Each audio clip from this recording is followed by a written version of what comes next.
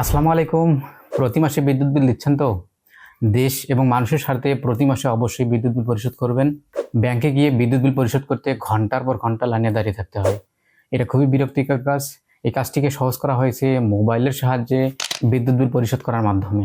24/7 service চালু থাকায় ব্যাংকে অথবা বিদ্যুৎ অফিসে না গিয়ে নিশ্চিন্তে ঘরে বসে ছুটির দিনেও বিদ্যুৎ বিল পরিশোধ করা যায়। বিকাশের মাধ্যমে ঘরে বসে কিভাবে বিদ্যুৎ বিল জমা করবেন সেটাই দেখানো হবে এই ভিডিওতে। যারা এখনও পেজটিতে ফলো দেন নাই অবশ্যই ফলো দিন, ইউটিউব চ্যানেলটিকে সাবস্ক্রাইব করুন, কারণ আপডেট সব টিপ অ্যান্ড ট্রিক্স এইখানে পাবেন। তো চলুন শুরু করা যাক মূল ভিডিও। আপনার ফোন থেকে বিকাশ অ্যাপে ঢুকবেন।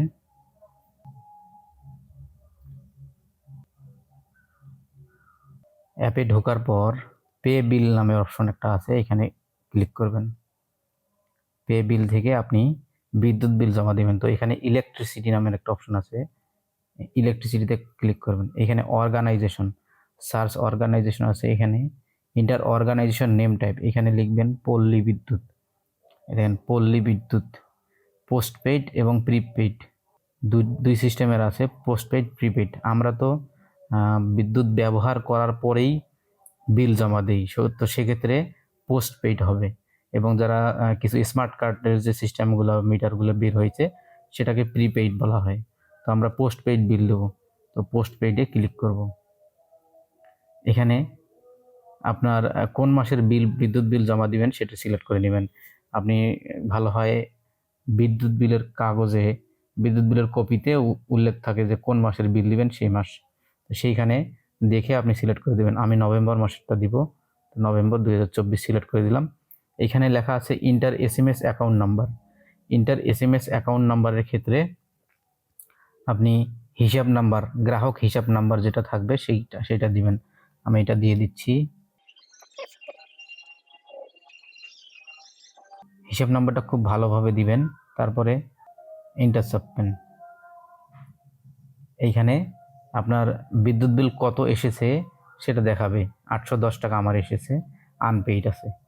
তো আমি আবারও অ্যাকাউন্ট নাম্বারটা চেক করব, হিসাব নাম্বারটা চেক করব যাতে কোনো রকম ভুল না হয়।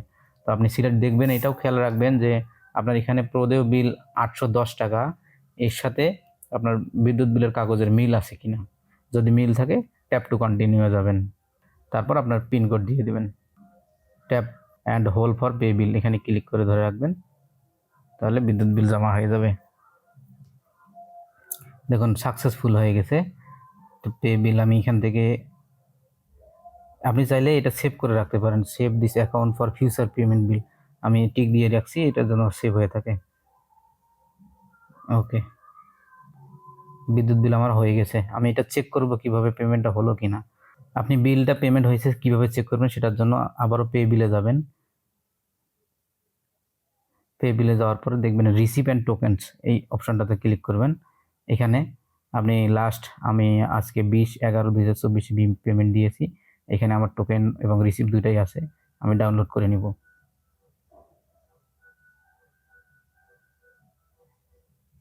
দেখুন আমার ডাউনলোড হয়ে গেছে।